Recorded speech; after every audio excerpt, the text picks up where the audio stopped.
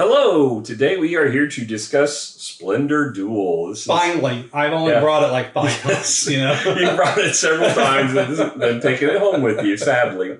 Yes. So this is the two-player version of Splendor that came out. Is that what duel means? Well, it depends on your interpretation. That's Duel true. actually could also, be us having a sword fight for that matter. Yep, but it is the two-player version. Yes, we'll sword fight later. That's right. All right, so before we get into that sword fight, make sure you hit the subscribe button and the notification bell down there so you can follow along and see who wins. That's right. You did. Well, I won the game. I don't know if I'll win the sword fight. You got the pirate beard going. That's true. So Splendor Duel, this is a 2022 release designed by Marc Andre, who designed the original Splendor, and then Bruno Cathala, who's kind of getting to be, I think, pretty good at designing multiplayer games into a two-player game format. Art by David Ticello, published by Space Cowboys. Now, overall rank is 407, which is pretty good in my opinion for a two-player game. Rated 8.0. Several different price links. Retail $29.99. eBay had it cheapest at $23.33. Card House at just a few cents more at $23.99. So that's probably the best bet. All right, so let's talk about the quality of what you get in the box. So you get these cards, which is the most of the pieces. You get the linen finish on them. They're the smaller size cards, kind of like the Battlestar Galactica size cards, I guess. I guess Euro Mini is the size they would be. Yes, and then you've got the poker chips in the style of what comes in Splendor, but bite size. But smaller, yep. Yeah. We'll post pictures of the price comparison. I mean, the size comparison, the original to this. Yeah, but please don't eat them. Yeah. And then you've got little prestige scrolls. They look really cool. Mm-hmm. They're only special pieces. Well, you got a little board, I guess. It's different from the other one, too. Yeah, you got a small board that the chips go on. You got a little board to remind you on victory point conditions and how to win the game. And then some nobles. So all in all, it's basically the same kind of stuff you see in Splendor, apart from those small alterations. Right. So I'm probably going to give this a 7. I think Splendor has always had nice pieces with the chips. The cards are very nice. Actually, I think they're nicer in this style than the ones that were in Splendor. But, there's nothing spectacular about them. The board is kind of just a standard piece of cardboard, and there's nothing. I don't think it has a linen finish either. It's just it does. You can it does. Okay, you can see it. Yeah, I guess it does. Okay, yeah, I think 7's fair. I think 7's a good score. I mean, it's nothing that blows you out of the water, but it's very functional and it's nicer than a lot of other two-player games I've owned. All right, so moving on to theme. It's completely layered on in this game. For sure. It's Splendor. It's your drafting discs. Now, the art is pretty. Actually, I think the art in this is prettier than the art in Splendor, but it's redundant. It is. Each suit has got the same art. Right. I mean, you got basic stills that's repeated a lot throughout the game. So, but of the stills they have, they are good. Yeah, they're just repeated. I mean, I think Splendor had more variety. Maybe. The chips are basically the same as what you got in Splendor as far as the art, except for they now have these pink pearl ones. But all in all, I think it's basically, if you like Splendor's art, you'll probably like this art. Pretty much. I'm probably going to give this one, from an aesthetics perspective, I'll probably give it a 6, but it's not much more. I mean, it's pretty basic. Yeah, I think 6 is a good score because, maybe if there's more variety in the artwork, it would have been a little bit higher. Yeah. But what you do get is good. I'm not taking that away. Yeah, it's just not a lot of it. And the theme is really layered on. I mean, it could be anything, and you're just building and collecting sets. I mean, it's an abstract, so what do you get? Yeah. All right, so moving on to the rule book. So you read the rules this time. I did. Well, actually, I taught it from memory because this game is super easy to teach. So it's a fairly small size rule book, but it's laid out really well. It tells you exactly the 2 types of actions, optional and mandatory.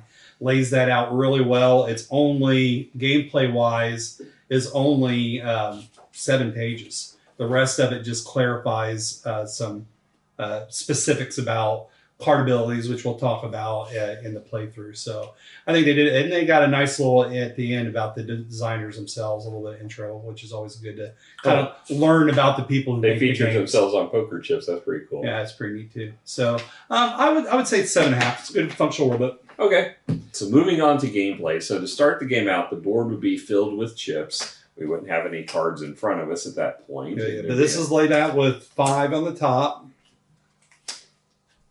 And then you got 4 in the middle, and then 3 on the bottom row. Yes. And so just like Splendor, you've got 3 levels of cards: the 1-star, 2-star, 3-stars.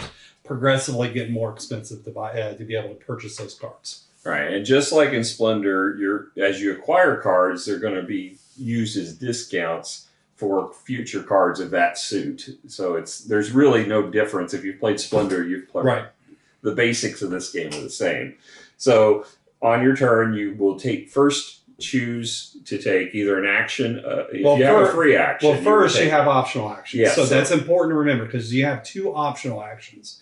And now when we first start, it's moot because you don't have the ability, but the optional actions are first. Yeah, so the optional actions, if you have one of these scrolls, you can spend it to take one of the chips from the board of your choice, but it can't be gold. Correct.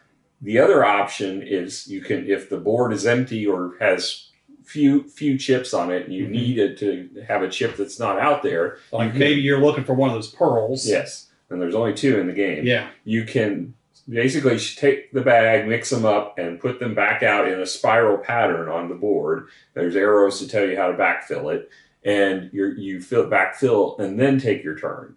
And your turn then consists of one of 3 actions. You can either draft 3 of these chips from the board following a straight line, either horizontal, vertical, or diagonal, and they have to be different chips.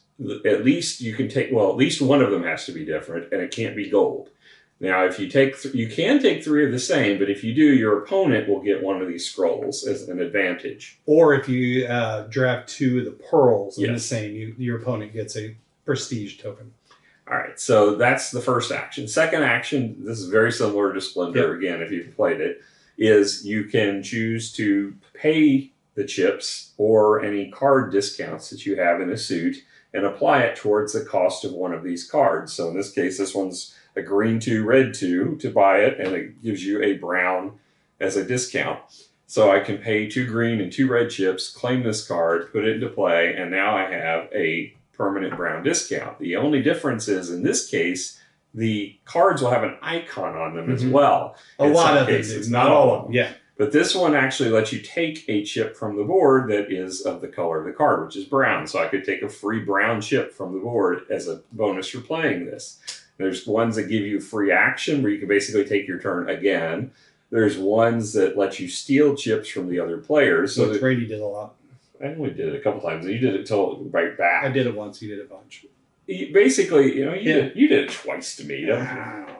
Anyway. So there's different bonus actions you can take on some of the cards. The other difference is there's crowns on some of the cards. The crowns are what are used to acquire the bonus cards in this game. The nobles. The nobles, yes. So the nobles in Splendor, in the previous one, you had to get a certain number of cards collected of the specific suits to get the nobles. They take that out and replace it with these crowns. Now, the crowns, once you acquire 3 of them or the 6th one of them, you get to take one of those bonus cards. So you're limited to only getting 2 of the bonus cards maximum out of the 4. So potentially, both of you could get 2 of the bonus cards. And the bonus cards will either have one of those bonus actions that we talked about, or one of them is worth more in victory points. Yes. So that's really the gist of this game. Now, there's 3 ways to win. One is to collect 20 victory points amongst all of your cards. Some of the cards have victory points, some don't. And then, of course, as you go down, the more difficult ones, the 3rd layer, have more victory points typically. Although you do see one that's got 3 here in the first row for some reason. But yeah, typically you're going to get more points as you go down the list. So the second option is if you collect these crowns and you manage to get 10 of them. Now, you only get the bonus cards for the 3rd and the 6th one. But if you manage to get 10 of them, you win the game outright. Which is not a stretch if you build like the third level cards. A lot of them have 2 crowns per card. Right. So it's possible. And then the final way you can win the game is by collecting 10 victory points within one color. So if you're collecting a lot of red, or in my case, I collected 10 points in blue, right. You can win the game just from that. And there are wild cards to help you with that. So this one here, for example, has a little palette of colors for all the different colors. And if you get this one, you can apply it. Now, you can't start a suit with it. You have to already have the suit already in play. But I can add this to a suit of my choice. And then it will count the victory point towards it. Yep. So, it feels just like Splendor with a few little quirks to it that make it unique. But it's mostly the fact that it's portable. You can easily throw this into your suitcase or briefcase or whatever. Backpack or whatever. Purse, whatever. Yeah. So, I think, for being a 2-player game of Splendor, if I were choosing between base Splendor and this, I'd probably choose this one, which is unusual for me. I usually like to play the 2-player version of the base game. In this case, I think this one is designed well for 2 people. Mm-hmm. So it's not that significantly different than Splendor, but if you just really like Splendor a lot and you want something that feels a little bit different, but basically the same as Splendor, and you want something that's easy to carry, this is a good choice for you. And a lot of people do like Splendor. Now, we haven't played it enough times to know. I know if you search out there on the internet, you'll find that there's some strategies in base Splendor that tend to win more often than not. We haven't played this one enough times to see if it has the same issues that Splendor had with that. But it's still, I think, a fun game, and I never really got into those, trying to master those anyway. Because we're not into breaking games. Yes, that's not my goal. My goal is to enjoy a game. So I find this one to be basically at the same level as Splendor. I don't see anything that makes it outstandingly better, but it's definitely not worse. So I'll probably give it. I think Splendor was a 7.5 game for me, if I remember right. Probably what I'll give this to. I'm a little different. I think it is significantly better than regular Splendor because I like the extra abilities each card gives. It adds a nice twist. It's not I don't think it's an insignificant twist. There's a lot more strategy on what cards you build, when you build them, what abilities they give you that can either screw over your opponent or, which there really isn't a screw you over opponent ability in regular Splendor, but by stealing their chips, that can be significant. It can slow them down quite a bit. So I like that. So I think I was at a 7.5 for regular Splendor. I'm going to give this an 8. I like it a lot. I like it a lot more than regular Splendor. All right. Well, that's our thoughts on Splendor Duel. So if you've gotten a chance to try it, let us know what you think. If you're a fan of Splendor and you want to share your thoughts on Splendor versus Splendor Duel, let us know that too. Let us know. So until next time, one of us might not make it back from the sword fight. We'll find out. We'll find out. All right. Talk to you next time. Bye.